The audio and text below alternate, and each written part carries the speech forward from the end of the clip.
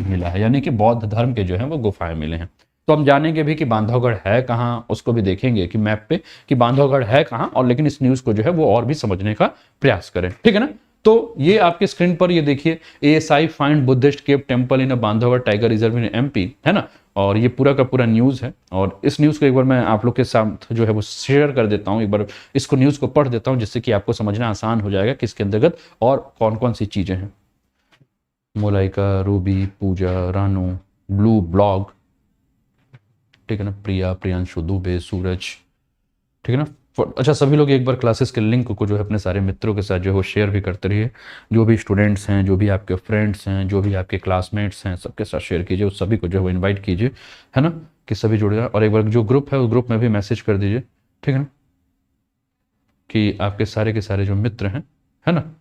Sir current का PDF मिलेगा या फिर से नोट्स बनाए खुद से? नोट्स बनाओगे तो ज़्यादा अच्छा रहेगा, कॉपी पेन आपके साथ रहे तो ज़्यादा अच्छा है। और एक बार अपने सारे मित्रों के साथ जो है वो शेयर भी कर दीजिए कि आपके सारे के सारे मित्र जो हैं वो भी क्लासेस का एंजॉय करें। अच्छा हाँ, मित्र से याद आया मुझे दोस्तों, आज बिहार PSC का एग्ज़ाम है, तो काफ़ी सारे स्टूडेंट जो है वो BPSC का एग्ज़ाम देने के लिए गए हैं। बिहार PSC का एग्ज़ाम देने जो भी स्टूडेंट्स गए हैं उन सभी को जो है वो मैं अपनी शुभकामनाएं देता हूँ। आप लोग बहुत अच्छे से अपने एग्ज़ाम को दीजिए, एकदम ठंडे दिमाग से अपने एग्ज़ाम को दीजिए। जो भी पढ़ा है बहुत है ना, बहुत ज़्यादा दिमाग लगाने की आवश्यकता नहीं है, आपका जो पढ़ा हुआ है वही वहाँ काम आएगा। तो परेशान मत होइए, एग्जामिनेशन सेंटर पे पहुंचकर जो है वो ये मत देखिए कि बगल वाला ये किताब पढ़ रहा है तो मैंने ये टॉपिक नहीं पढ़ा, उसने ये पढ़ लिया है तो मैंने उस टॉपिक को नहीं पढ़ा है ना। ये सब काम मत कीजिए पहली चीज़। और एग्ज़ाम देखकर जैसे ही आप सेंटर से बाहर निकलते हैं तो इस चीज़ पर बिल्कुल डिस्कस मत कीजिए कि तुम्हारा कौन सा सही हुआ, तुम्हारा कौन सा सही नहीं हुआ, कट ऑफ कितने जाएंगे या कट ऑफ कितने नहीं जाएंगे, है ना। इन सब सारी चीज़ों को भूल जाइए। क्यों? क्योंकि अब आप एग्जामिनेशन सेंटर के अंदर जाकर अपना OMR सीट लेकर जो है वो उसमें करेक्शन नहीं कर सकते हैं। तो जो कर दिया आपने कर दिया, है ना। अब उस पर चर्चा करने की आवश्यकता नहीं है ना। कितना सही हुआ कितना गलत हुआ, जब आयोग आपको आंसर की जो है जारी करेगी तो उससे आप जो है वो मैच कर लीजिएगा, ठीक है ना। तो सभी को जो है वो ढेर सारी शुभकामनाएं, अपना ध्यान रखिएगा, मस्त रहिएगा, टेंशन फ्री रहिएगा, है ना। खूब पानी पीते रहिए, मस्ती से रहते रहिए और एग्जाम को दीजिए, है ना। ढेर सारी शुभकामनाएं जो भी बिहार गए हैं, बिहार PSC देने वाले स्टूडेंट्स। तो ये जो न्यूज है, न्यूज क्या है? The archaeological survey of India earlier this year discover Buddhist cave and stupas and the Brahmi inscripts, है ना, dating back to the 2nd century and the Hindu temples from the 9th and 11th century and possibly the world's largest Varaha sculpture also dating to the same period at the Bandhavgarh tiger reserve Madhya Pradesh. मतलब ये समझो कि बहुत बड़ा, मतलब समझो ना एक चीज कि भैया तुम्हारे आर्ट एंड कल्चर के लिए बहुत अच्छा खासा जो है वो टॉपिक आपको देखने को मिल गया है, ठीक है ना। क्या टॉपिक देखने को मिला है कि एक तो आप देख रहे हो कि बुद्ध धर्म से संबंधित जो आपके गुफाएं हैं और स्तूप जो हैं वो मिले हैं। दूसरा, ब्राह्मी जो लिपि है उस पे 2nd सेंचुरी के आसपास का, 9वीं और 11वीं सेंचुरी के आसपास के जो है वो हिंदू देवी देवताओं के मंदिर मिले हैं। वराह आप जानते हैं भगवान विष्णु जी का अवतार है, तो वराह की आकृति भी जो मिली है वो सेम पीरियड की मिली है। कहाँ? मध्य प्रदेश के बांधवगढ़ में, ठीक है ना। तो देखो ये इंपॉर्टेंट क्वेश्चन जो है वो बनने वाला है, इस पर आप ध्यान रखिएगा, प्रश्न जो है वो बनेगा। पाया किसके द्वारा है? तो पाया गया है भारतीय पुरातत्व सर्वेक्षण के द्वारा। कहाँ? तो मध्य प्रदेश के बांधवगढ़ टाइगर रिजर्व में। तो ये 2री से लेकर 5वीं शताब्दी तक के जो है ये बौद्ध गुफाएं, बौद्ध स्तूप, इसके बारे में मिले। अब इसके बारे में और भी अगर हम बात करें दोस्तों, तो ये इमेज आप देखेंगे, आपके स्क्रीन पर ये इमेज आपको देखने को मिल रहा है ना। ये आपको जो है ये मंदिर, गुफा, ठीक है, ये सारे उस समय देखो कितना सुंदर सुंदर उस समय का था, अब इसका अब पाया गया है ना। तो समझ रहे हो, मतलब जब होगा तब कितना सुंदर ये देखता होगा। आज से कितने वर्षों पहले की अगर हम बात करें तो कितनी सुंदर ये रचना होगी, है ना। अच्छा, ये जो क्षेत्र है जिसके बारे में हम बात कर रहे हैं बांधवगढ़ का, अगर आप मध्य प्रदेश का मैप देखेंगे तो ये पूरा का पूरा एरिया जो है दोस्तों बघेलखंड का एरिया। कहाँ का है? बघेलखंड।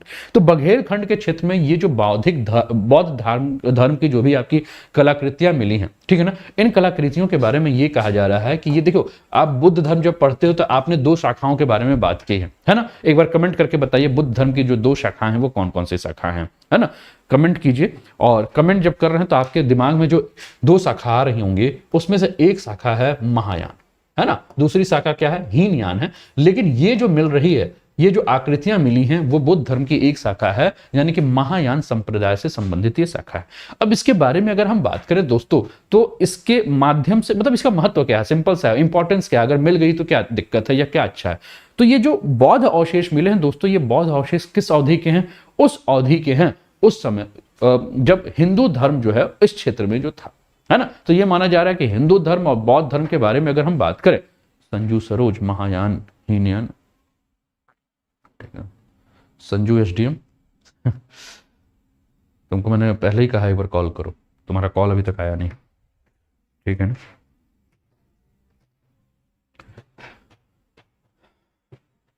है ना, हीनयान और महायान, बहुत बढ़िया, बहुत बढ़िया, बहुत बढ़िया, बहुत ठीक है ना। तो हम क्या बात कर रहे हैं कि ये जो पूरा मिला है, अब इसके बारे में अगर हम बात करें दोस्तों, ठीक है ना, तो एक पुरातत्व मतलब आर्कियोलॉजिस्ट थे, आर्कियोलॉजिस्ट का नाम जो था वो बंगाल के रहने वाले थे। 1983 में अगर हम बात करें तो 1938 में जो है वो इसके बारे में जो सबसे पहली खोज हुई थी 1938 में, नाम था इनका एनपी चक्रवर्ती, है ना। मिथुन चक्रवर्ती के अब रिश्तेदार थे कि नहीं थे ये मुझे नहीं पता, लेकिन नाम था इनका एनपी चक्रवर्ती, और इन्होंने जो है वो सबसे पहली बार जो है इसके बारे में जानकारी दी थी 1938 में, ठीक है ना। अब क्या क्या यहां देखने को मिल रहा है, ठीक है, तो आप ये देख रहे हैं, ये आपको कलाकृति भी आपको देखने को मिल रही है। अब इस आकृति को अगर आप ध्यान से देख रहे हैं तो आपको कौन याद आ रहा है? इस आकृति को अगर आप ध्यान से देख रहे हैं तो इस आकृति को ध्यान से देख रहे होंगे तो भगवान शिव आपको समझ में आ रहे होंगे, है ना। ठीक है, आगे बढ़ते हैं। ये आकृति आप देखिए, ये बौद्ध धर्म से संबंधित आकृति आपको देखने को मिल रही है ना। तो कुल मिलाकर हम बात कर रहे हैं तो यहाँ जो आकृति मिली है उसमें अगर हम बात करें तो भगवान विष्णु का जो 10वां अवतार था वराह, उसका जो है वो क्या मिला है? मोनोलिथ मिला है, स्तूप मिला हुआ। यहाँ कलचुरी काल की अगर हम बात करें तो कलचुरी काल के जो है वो शैव मठ मिले हैं, जो कि मैंने अभी आपको फोटो दिखाया था, है ना। तो ये सारे चित्र मिले हैं। अब इसमें जो अगर और भी बात करें तो यहाँ हमें क्या देखने को मिले हैं, तो दरवाजों का जो आकार है वो चैत्य के आकार का मिला है। यहाँ सिक्के मिले हैं, यहाँ मोहरे मिली हैं, यहाँ नई नई मूर्तियों के जो अगर हम बात करें तो टुकड़े देखने को मिले हैं, ठीक है ना। बौद्ध स्तूप के जो है स्तंभ के जो है वो टुकड़े देखने को मिले हैं, ठीक है ना। ब्राह्मी शिलालेख मिले हैं। तो बहुत सारे ऐसे चीजें मिले हैं जो कि हिंदू धर्म और बौद्ध धर्म से संबंधित आपको देखने को मिल रहे हैं। ये आपके स्क्रीन पर आप ध्यान से देखिएगा तो ये आपको गुफा देखने को मिल रही है, ठीक है ना। ये देखिए, ये गुफा का एंट्री, ये गुफा का एंट्री, है ना। ये आपको देख रहे हैं आप ध्यान से, ये गुफा का एंट्री, ये गुफा का एंट्री। तो इस प्रकार का जो है वो आपको क्या देखने को मिल रहा है? बौद्ध धर्म से संबंधित जो है वो आपको गुफा देखने को मिला। अब ये जो शिलालेख आपको देखने को मिले हैं, जिस शिलालेखों के बारे में हम क्या कह रहे थे कि ये शिलालेख जो है वो क्या है, जिसमें लिपि जो है वो कौन सी है? ब्राह्मी लिपि है। तो इसके बारे में अगर हम बात कर रहे हैं तो इस शिलालेख में ये कहा जा रहा है कि इसमें मथुरा, कौशाम्बी, आपका विजयवाड़ा, आपका सपनरिका जैसे स्थलों का जो है वो उल्लेख किया गया शिलालेख में। मतलब समझिए कि ये शिलालेख जो है कहाँ? मध्य प्रदेश के बांधवगढ़ में। और चर्चा किसकी है? तो कौशाम्बी की है, जो प्रयागराज के बगल का कौशाम्बी, इलाहाबाद के बगल में कौशाम्बी, मौर्य जी वाला, है ना। इसके अलावा अगर हम बात करें तो मथुरा का, पावता का, विजयवाड़ा का, सप्तरनयिका का, इसका जो है वो उल्लेख किया गया है इसमें, ठीक है ना। इसके अलावा अगर हम बात करें तो कुछ राजाओं का भी जो है उसमें उल्लेख किया, जैसे भीमसेन के बारे में, पोथासेरी के बारे में, भट्टदेव के बारे में जो है वो उल्लेख करने को मिलता है। इसके अलावा अगर हम बात करें दोस्तों तो यहां हम क्या देख रहे हैं कि इस क्षेत्र में जो हमें मंदिर मिले हैं वो लगभग 30 के आसपास, है ना। यानी कि 25 से 30 के आसपास जो है वो प्राचीन मंदिर मिले हैं। और ये सारे के सारे मंदिरों के ये बारे में बात किया जा रहा है कि ये जो मंदिर है वो कब के हैं? तो कलचुरी, है ना। तो कलचुरी आपका जो काल है उस कलचुरी काल के अवशेष है, ठीक है ना। और इसके अलावा अगर हम बात करें तो यहाँ जलाशय जो है वो वाटर रिजर्वायर भी जो है वो देखने को मिले हैं। और जलाशयों के बारे में ये कहा जा रहा है कि लगभग 20 के आसपास, 19-20 जो है वो आपको जलाशय जो है इस क्षेत्र में देखने को मिले हैं। इसके अलावा अगर बात करें तो इस क्षेत्र में जो है वो गुप्त काल के समय के भी जो है वो आपको क्या देखने को मिल रहे हैं? कुछ अवशेष देखने को मिल रहे हैं, कुछ नक्काशियां देखने को मिल रही हैं। जो दरवाजों का आकार है वो गुप्त काल के समय की जो कलाकृतियां हैं उसके समय जो देखने को मिल रही है, ठीक है ना। अब मैंने एक बात ये कहा कि कलचुरी जो आपका राजवंश है, ठीक है ना, उसके तो कलचुरी के बारे में अगर हम बात करें दोस्तों तो कलचुरी राजवंश का जो विस्तार था वो गुजरात के क्षेत्र में, महाराष्ट्र के क्षेत्र में और मध्य प्रदेश। और ये आपका जो एरिया देखने को मिल रहा है, ये बांधवगढ़ का जो एरिया है वो कहाँ का है? आपका मध्य प्रदेश का एरिया आपको देखने को मिल रहा है। तो बातों को आप समझ रहे हैं कि ये आपके मध्य प्रदेश, गुजरात वाला जो पूरा क्षेत्र है, महाराष्ट्र का जो क्षेत्र है, उसी क्षेत्र में से आपका ये था। और कहा जा रहा है कि कलचुरी राजवंश के समय का था, है ना। तो कुछ हिस्से में फैला हुआ है।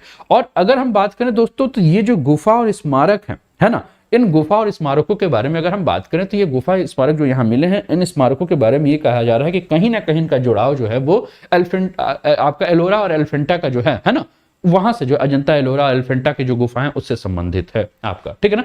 तो ये क्षेत्र कहाँ है, तो ये क्षेत्र है भैया आपका बांधवगढ़, आपका आपके स्क्रीन पर देखने को मिल रहा होगा Bandhavgarh tiger reserve, welcome to the land of tiger. तो ये बांधवगढ़ आपका जो है वो टाइगर रिजर्व है और ये मध्य प्रदेश में एक जिला है दोस्तों। अच्छा, मध्य प्रदेश में आपने मैहर नाम सुना है ना, मैहर के पास आपने सतना सुना है, सतना है ना, जहां से सीमेंट आता है, वहीं सतना के पास एक जिला है दोस्तों, जिस जिले का नाम क्या है, उमरिया, है ना। अच्छा, आप कहेंगे उमरिया कुछ नहीं सुना है, तो बस एक चीज आपको मैं बता देता हूं, कर्क रेखा सुना है ना आपने, कर्क रेखा, है ना। तो कर्क रेखा जो है ना वो मध्य प्रदेश के इसी जिले यानी कि बांधवगढ़ जो टाइगर रिजर्व है ना, इस टाइगर रिजर्व के ऊपर ऊपर ही जो है वो कर्क रेखा आपकी गुजरती है उमरिया जिले के पास, ठीक है ना। तो ये आपको याद रहेगा।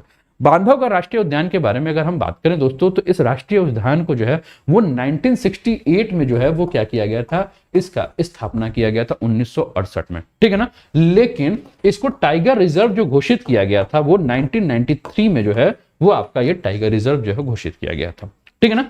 अब इसके बारे में अगर और भी बात करें दोस्तों, ठीक है ना, तो ये जो स्थान है बांधवगढ़ स्थान, इस बांधवगढ़ स्थान के बारे में जो है, जो हिंदू धर्म में बहुत सारे जो आपके वैदिक ग्रंथ हैं, है ना, जैसे कि शिव पुराण है या आपका नारद पंचतंत्र है, उसमें भी, या रामायण की अगर हम बात करें उसमें भी जो है ये स्थान जो है आपका, उस स्थान का उल्लेख जो है वो किया गया है, ठीक है ना।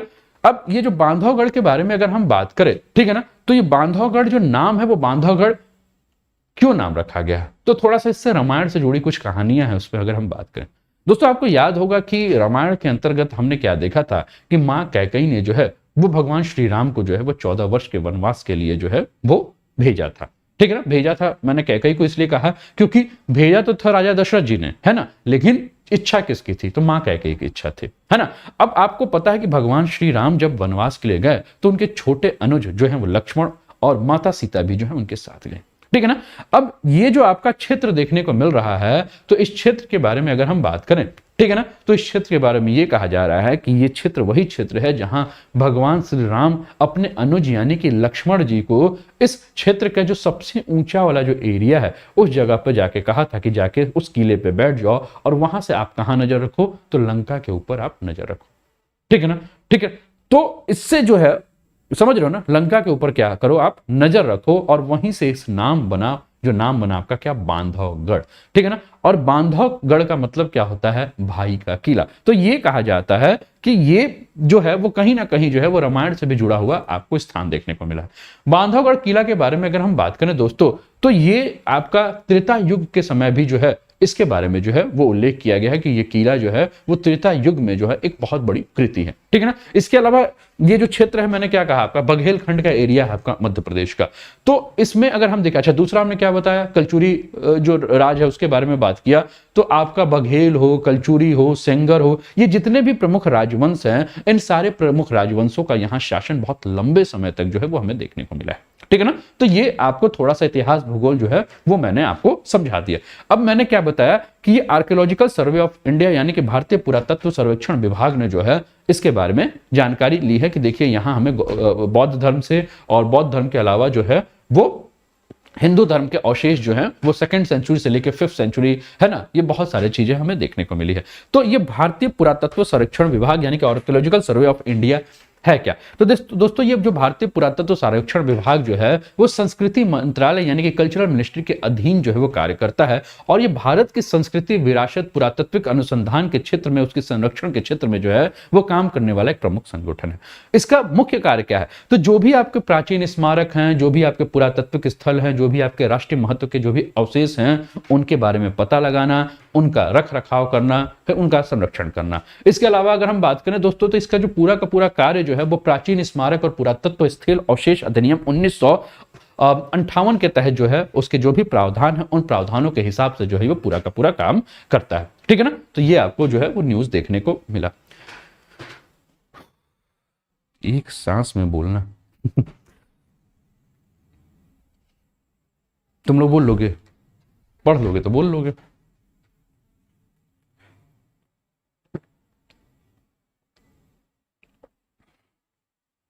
फटाफट जो है एक बार क्लासेस के लिंक को जो है अपने सारे मित्रों के साथ जो है शेयर कर दीजिए। व्हाट्सअप का जो है स्टेटस लगा लीजिए, है ना। फेसबुक पे, टेलीग्राम पे, व्हाट्सएप पे।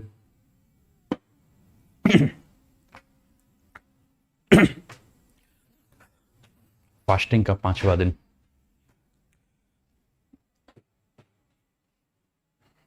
ठीक है ना। शालिनी, रेखा, शावा, क्या लिखा है मुझे नाम नहीं समझ में आ रहा है। शौनामिका, ठीक है ना। सुनैना। सर मध्य प्रदेश से लंका इतने दूर कैसे? अरे भगवान थे ना भाई, भगवान के पास जानती नहीं दिव्य शक्ति होती। महाभारत में देखा था ना, जब महाभारत में युद्ध हो रहा था कुरुक्षेत्र में, तो संजय कहाँ बैठे हुए थे? दिल्ली में, और कुरुक्षेत्र दूर है, वहीं से बैठ के जो है वो धृतराष्ट्र को पूरी कहानी सुना रहे थे ना। हे राजन, इस समय दुर्योधन जो है वो अपने रथ को लेकर आगे की तरफ बढ़ रहा है। दुर्योधन ने जो है वो प्रत्यंचा जो है वो चढ़ा लिया है और उस पर बाण चढ़ा। अब धृतराष्ट्र बड़े खुश हो गए, है ना। धृतराष्ट्र क्या हो गए? खुश हो गए। अच्छा अच्छा संजय और बताओ, है ना। तो संजय उसके आगे कहानी सुनाते होंगे, लेकिन ये क्या राजन, ये तो भीम ने एक गदा मारा और दुर्योधन जब वो गिर गए नीचे, तो मतलब समझ रहे हो ना। तो भैया भगवान है वो सब देख सकते।